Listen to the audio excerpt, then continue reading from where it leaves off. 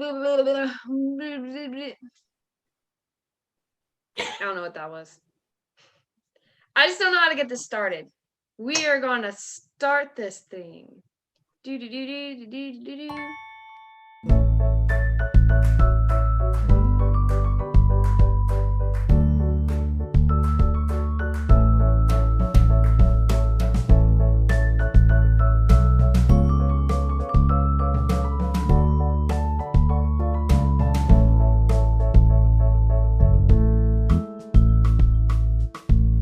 Ready? 1, 2, 3, go.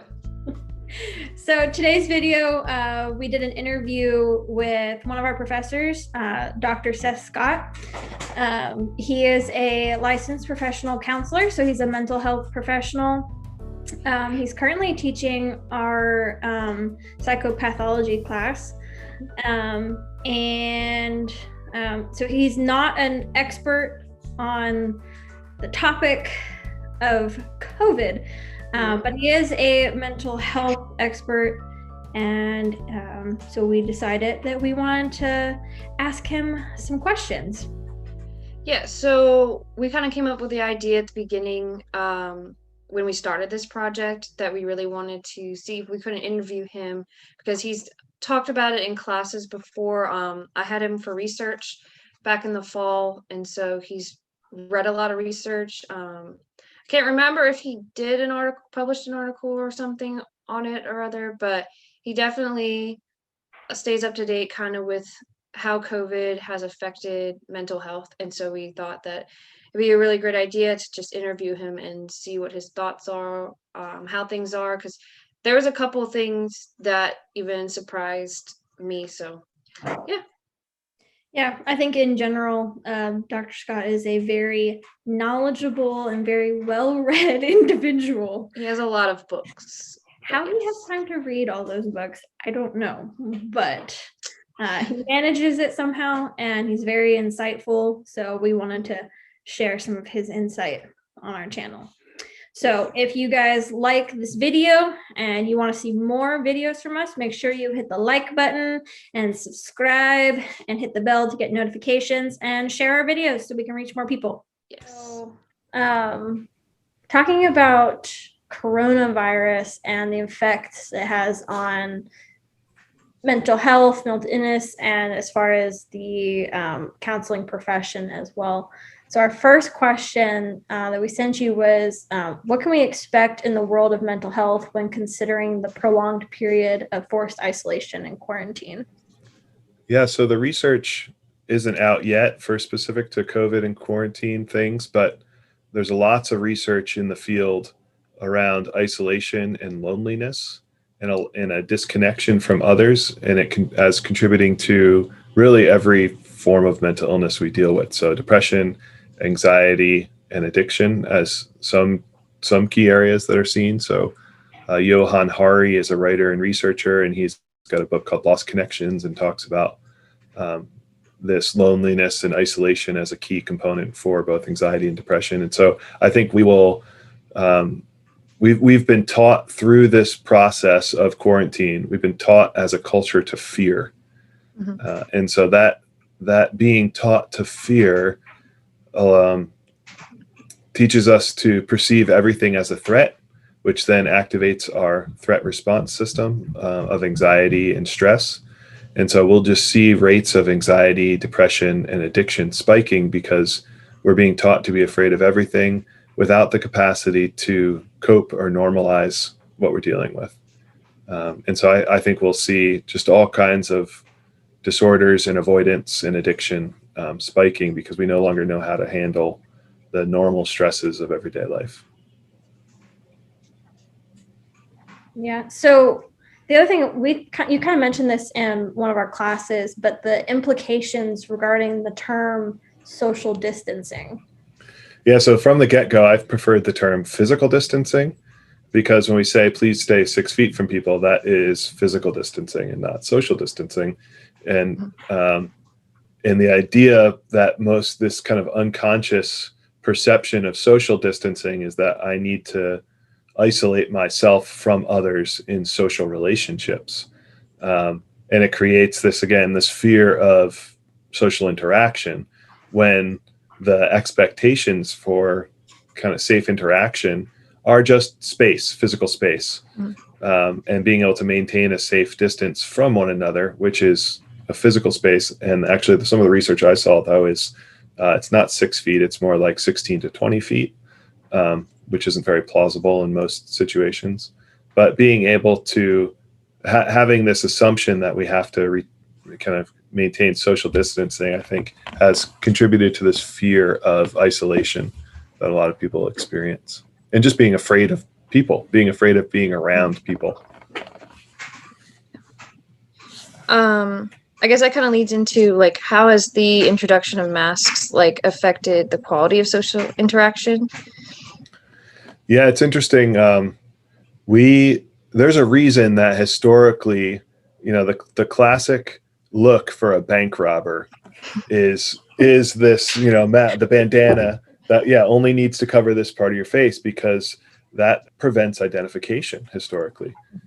And because you just can't tell a lot about a person, about their intentions, about their emotions from anything without seeing their entire face. And so because of that, it just contributes to this perception of social distancing, of we aren't social people, because when you're interacting with people, it's amazing how frequent I've caught myself, like, in the store, you smile at people, you interact, and you realize like they have no idea that I'm smiling at them. And actually, like, why am I smiling? You I can't. know.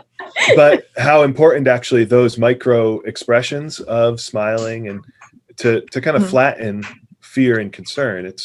And so like when you're in the grocery store and you bump into somebody, or you're both reaching for those things actually help quell our fears, because these are positive affirmations of safety. I mean, we're able to read the language, and I mean, this is what kids pick up, emotional responsiveness, through our facial expressions. They're dependent on learning that, and kids who aren't able to learn eye-to-eye facial expression contact exhibit symptoms of autism spectrum because of that. And so, in a culture that already struggles to express and understand emotions, covering the majority means by which we're able to exhibit emotions just creates a flattened society, and makes people more afraid, because we can't read people's intentions or emotions, and makes it harder to build and sustain relationships, as well as just all of the disability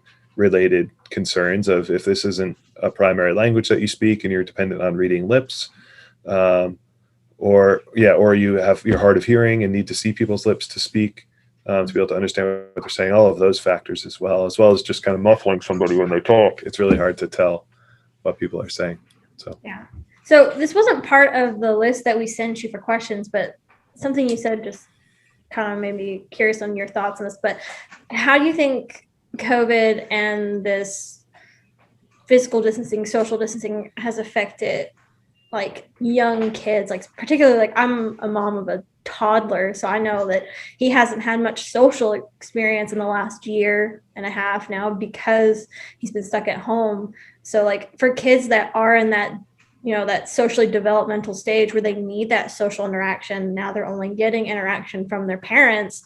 Like, how is that going to affect them? And like, what are some things that parents can do to kind of help combat that? Yeah, I mean, one of the key tasks of like pre-K and kindergarten is learning social interaction and engagement, learning how to share, learning personal space. And so I think parents need to be intentional about getting down on the level of kids to teach them these skills. As a society, we tend to babysit through electronic means anyway. And so kids aren't learning these skills even aside from COVID. And so I think we just need to be very intentional around helping kids to exhibit appropriate emotional response, and then learn how to read emotional response in people's faces. Well, I guess that would, you talked earlier about like seeing a rise in cases of like addiction and depression. Has there like been a rising need for counseling in the last like year or so? Yeah, so it's an interesting issue in that the statistics are showing spiking rates of suicidality, either completed suicides or just suicidal ideation. But in my practice, I haven't seen as an increase in the people that are coming into counseling, and I think it's because they aren't being challenged to face the anxieties that they're dealing with, and so culture has adapted to allow people to not push against their comfort and do uncomfortable things, which is what often sparks symptoms of anxiety and uncertainty. And so if society continues to allow us to, order our food and have it delivered to our couch, or not even have to go to Walmart anymore, which isn't necessarily a bad thing, but, being able to pull up outside Walmart and have them bring it to the car for you, we won't see a spark or a spike in the need for counseling until people are pushed out of those comfort zones. And so I think the symptoms are developing and they're increasing, but people's urgency to deal with the symptoms are limited because they aren't being challenged to have to live with them. So kids don't have to go to school; they can do it virtually. So any discomfort that they have, they can avoid. If people are afraid, they can avoid it. So I think we will see it. I think the need is rising. We just don't have enough counselors to meet the need. Before all of this, there wasn't enough mental health providers to meet the need. And so I think the need is rising. Counselors aren't prepared and trained to provide therapy through telehealth or adjust their practice to do telehealth. But the field of counseling will just look different in the years to come, I think. Well, it's funny you actually bring up telehealth. So how has COVID affected the ethics of counseling regarding telehealth? Because you're talking about, I know there are some limitations for some states of being able to counsel a client if they're in a different state. And then just in general, some of the, I guess, like privacy and stuff like that of telehealth. Like, how has COVID affected all that?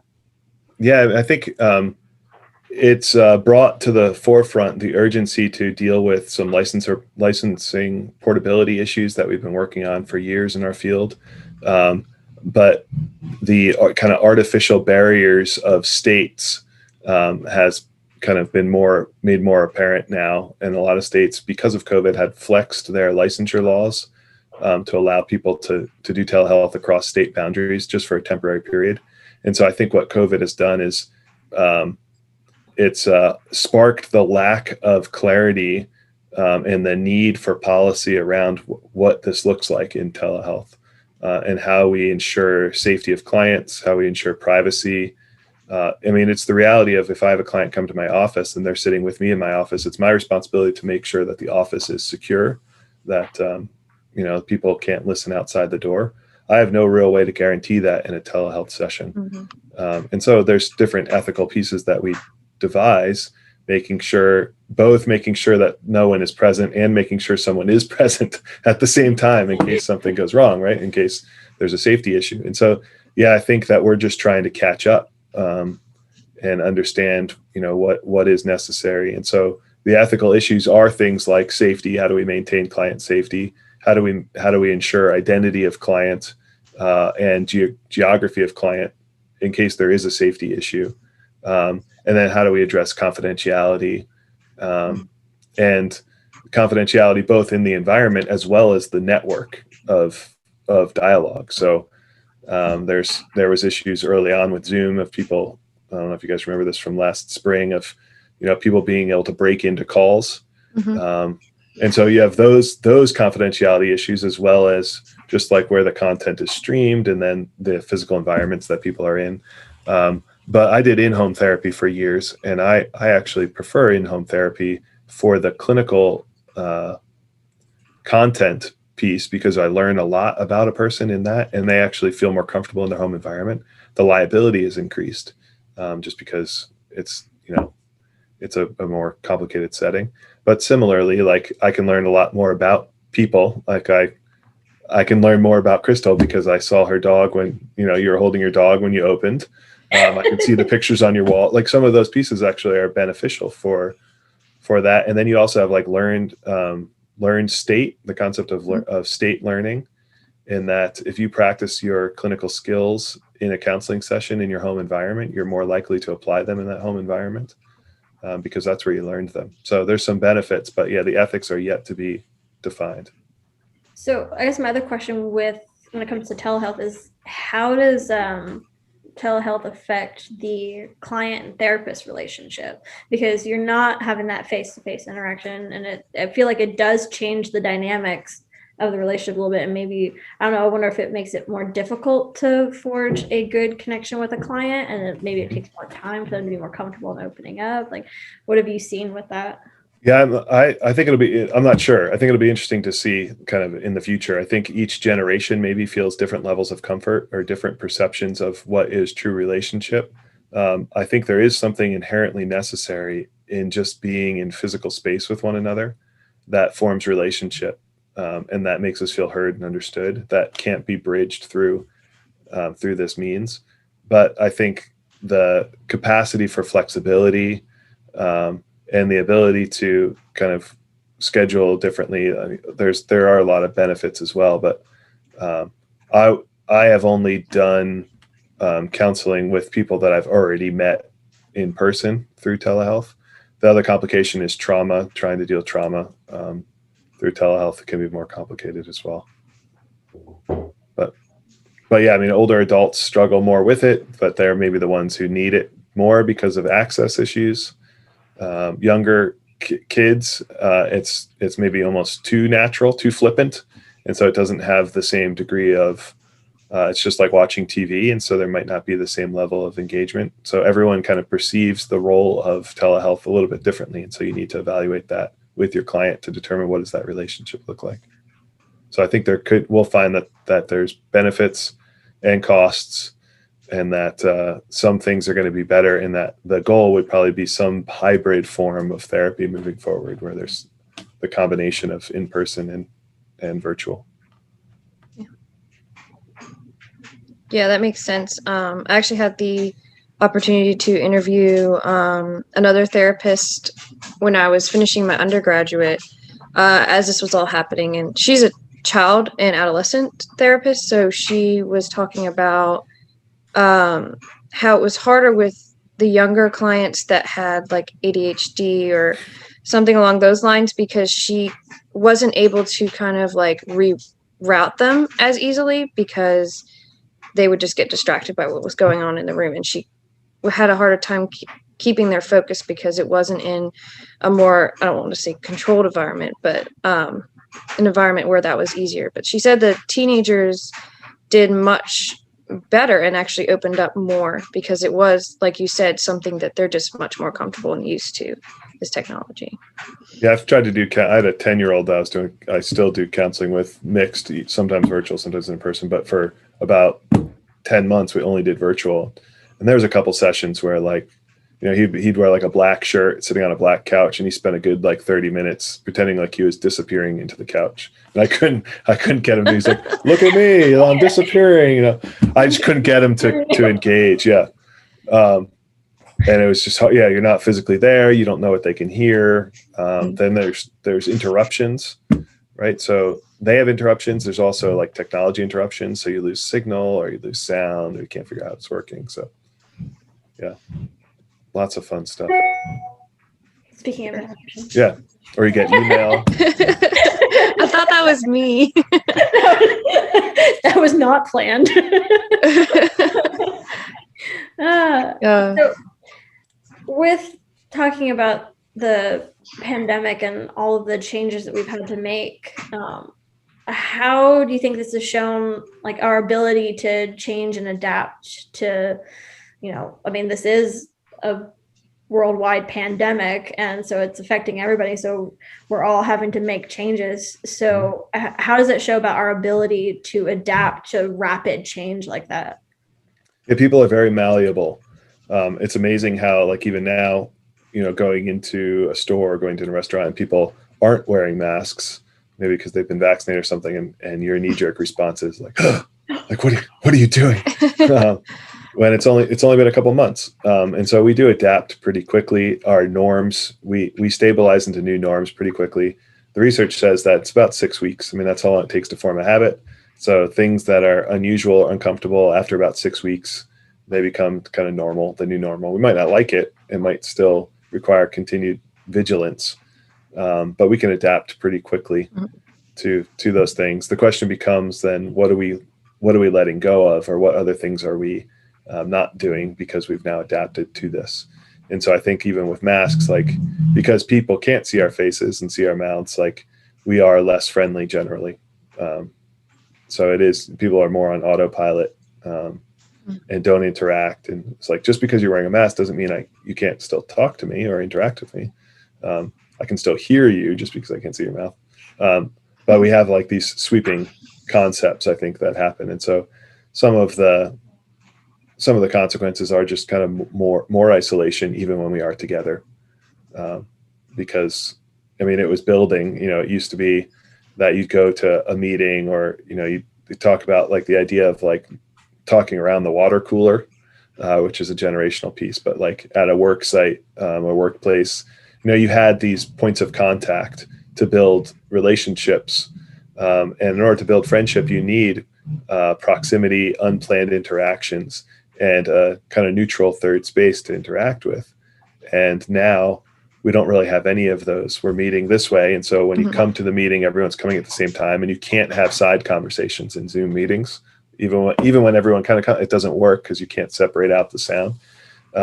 And even when you're in person, I mean, everyone's on their phone until the meeting starts, and probably still on their phone after the meeting starts.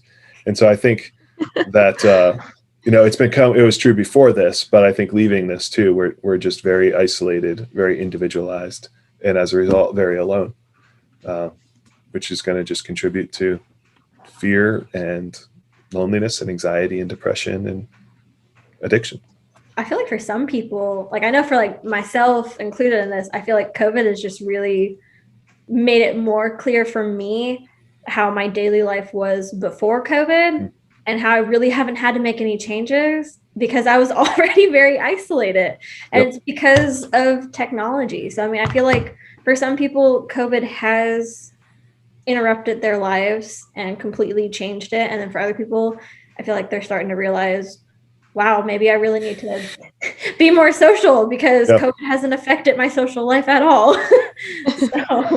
Yeah, one of the seminary guys has a sign on his door, and it's this like, Victorian era guy like studying, and it says Bible scholar before quarantine, Bible scholar 6 weeks into quarantine, Bible scholar 6 months into quarantine, Bible scholar after quarantine. And it's all the same picture, right? It's his life doesn't change at all. He's doing the exact same thing he's always done. And so, yeah, that is true for some people. And it's probably easier on introverts than extroverts. Just because like, hey, I don't have to go out now. Like I'm, I don't even know where. Excuse not to we have an excuse not to go anywhere. They don't have to come up with one anymore. They just say, oh, it's the Rona, I can't go anywhere. That's right. The government says it's safer to stay home. Yeah. And leading to the negative effects of COVID, how can we kind of combat that, combat the negative effects that COVID has on mental health? Yeah, I think it's the same negative effects that we've had in our culture in the years leading up to it. Even it's called the Lukianoff and Hyde in their book, The Coddling of the American Mind, talk about the three great untruths. The three great untruths are that what doesn't kill you makes you weaker, always trust your feelings, and the third one, I can't remember what the actual untruth is, but something about like that we are in tribes. And so we have to actually combat these three things, is that we have to push against and do things that are hard for a growth mindset. We have to, our feelings are entirely fickle, right? Our feelings are unstable. And so we need to direct and refine our thinking so that when our feelings come up, that we don't have to respond to them all the time, that they don't have to define us, and that we are more alike than we are different. And I think it was interesting, they wrote their book in 2018, and coming into this past year, we saw the consequences of this polarity of differences and dichotomous thinking of tribalism. It's us versus them thinking. We saw this concept of trust your feelings, of fear, and give in to desire for safety, and being afraid of hard things. And so I think we combat the negative effects of COVID by pushing people to think well, to be able to articulate what they understand and seek alternative sources of information that disagree with what they think as a way to challenge, be able to articulate what they think, to be able to do things that are going to push you, because that's how we grow. We are not fragile. We are anti-fragile. We require continued effort and engagement to grow. If we don't not grow, we atrophy and die. And so we need to continue to push because we're anti-fragile. And then we need to work to build commonality across our similarities and not only identify the differences between us. All right, so kind of just to wrap up a little bit, what advice or resources would you give to YouTube viewers who may be struggling with their mental health during the pandemic, or maybe have friends or family they know are really struggling at the moment? Yeah, I'd encourage them to plan small steps of intentional activity to push against their own comfort and bridge into aspects of discomfort and growth a little bit at a time. So just one thing each week, maybe, that you can build upon. So if you haven't interacted with a friend or gone outside, right, plan for something this week to do something that's a little bit hard for you, and then continue to do that thing while adding new things each week, so that you're kind of building the muscles of engagement. And then the other thing would, in the same way that you're using YouTube to learn about this, use YouTube to learn how to do relaxation, how to do pelvic floor relaxation or progressive muscle relaxation, how to identify when you're feeling overwhelmed and stressed and intentionally relax those muscles so that when you experience something as a perceived threat and your sympathetic nervous system kicks in, that you can relax those muscles and switch it over to a parasympathetic response.